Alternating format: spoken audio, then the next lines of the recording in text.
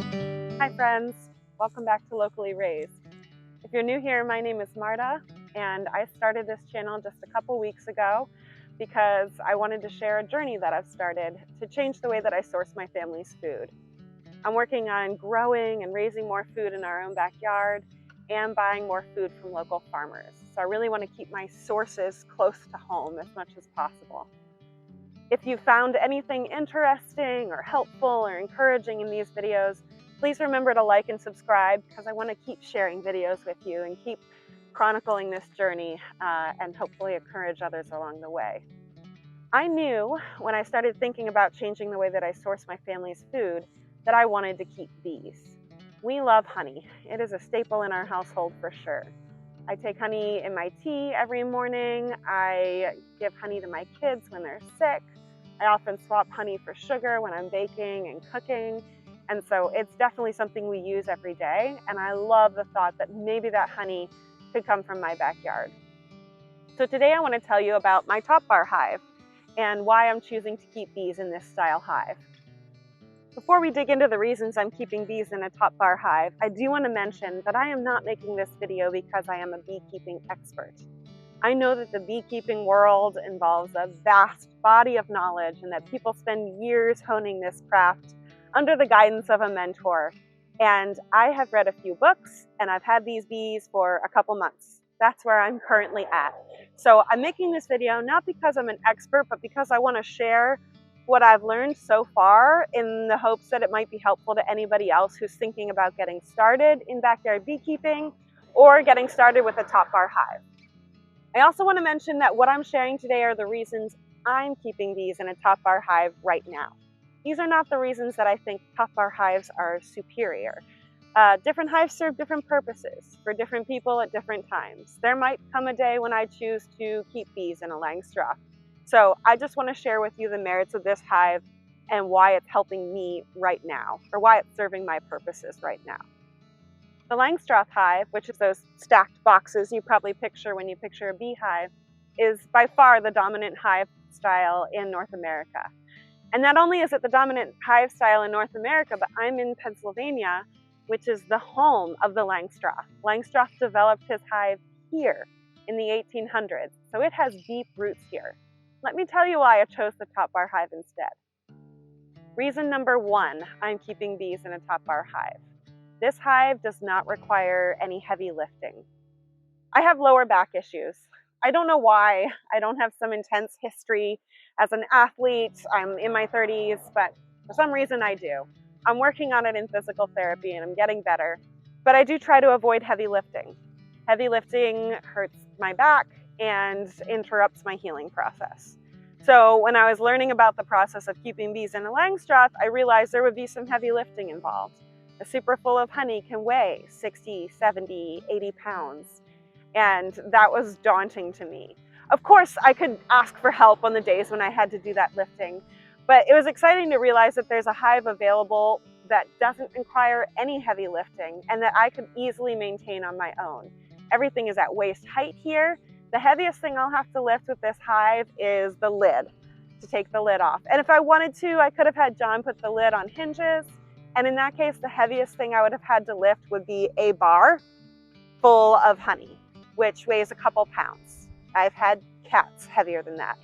So it's very gentle on a body. It doesn't tax your frame. Reason number two that I'm keeping bees in a top bar hive, it seemed to require less gear and money to get started.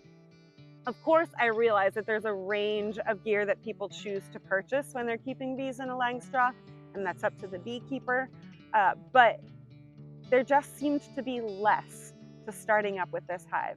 For example, I don't have a queen excluder. That's not part of the beekeeping approach in top bar hive beekeeping. I don't buy wax foundation.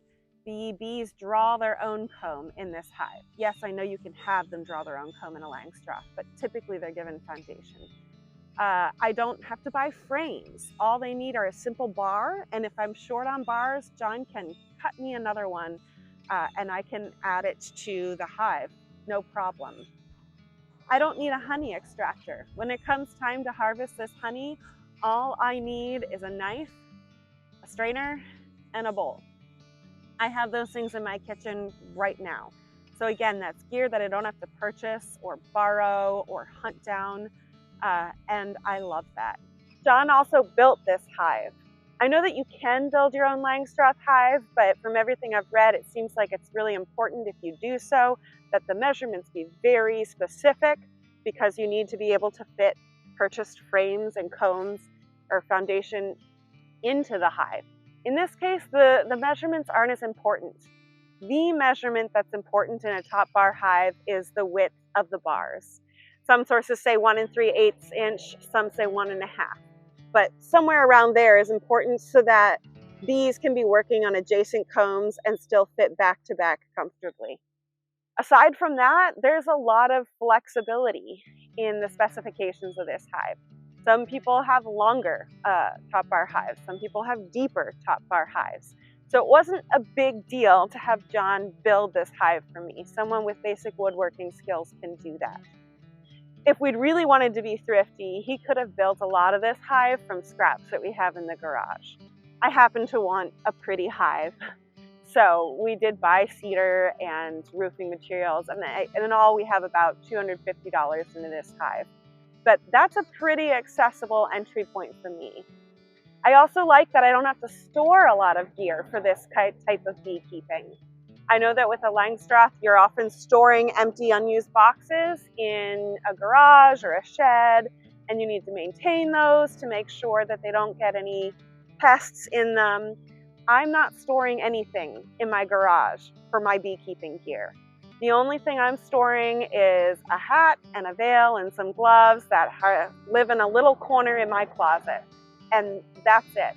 So this seemed really accessible to me as a beginner, and that was really appealing. Reason number 3 that I'm keeping bees in a top bar hive. Inspections in this hive are minimally invasive. In a Langstroth, if I want to take a look inside, I've got to lift the roof off the bees. And all those bees underneath have been exposed to the elements, and their work has been disturbed, and their temperature has been disturbed. In this hive, the bars stack adjacent to one another and form a sort of roof over the bees. And if I want to inspect something, I can lift up just one comb, and I've exposed that comb and the one next to it to the air. All the rest of the combs have maintained their roof over them and are undisturbed. As an added bonus, my hive also has an observation window. I love this feature, and I come visit the bees almost every day. So I can come check in on their progress and look at some of what they're doing without ever opening the hive.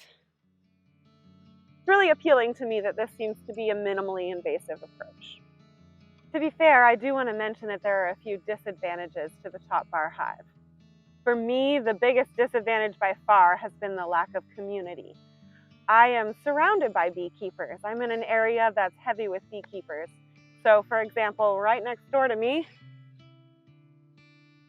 you can see there's some fields, and I learned recently when I took a walk that farmer has a bunch of beehives, and they're all Langstroths. In that direction, I have a neighbor just 2 houses away. He's an old family friend. He's also keeping bees in a Langstroth.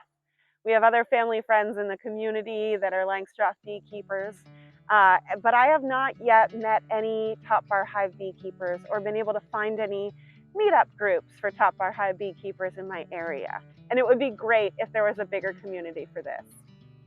Another disadvantage of this type of hive is that its size is fixed. In a Langstroth, if my colony grows, I can add boxes and the hive will grow with it. But in this case, if my colony grows too big for this hive, I'm going to have to split it and then either add another hive or find another home for those bees. And a final disadvantage is that honey production is a bit smaller in this style hive. The bees are expending energy drawing their own comb, and if I had provided them with wax foundation, they could pour that energy immediately into honey. So I am going to draw a little bit less honey from this hive than I might if I had provided them with foundation. Again, for me, that's fine. I just want some honey for my family, and I think this is going to provide what we want, and I can add a second hive if it doesn't. But if you're someone who really pictures scaling up your honey production, this might not be the avenue for you. If you are a beekeeper who's kept bees in a top bar hive or a Langstroth hive and you want to tell me something about your experience, please do so in the comments. If there are advantages and disadvantages that I haven't thought through, feel free to add that to the conversation, and I'd be happy to hear from you. Thanks for joining me today. I'll see you next week. Bye.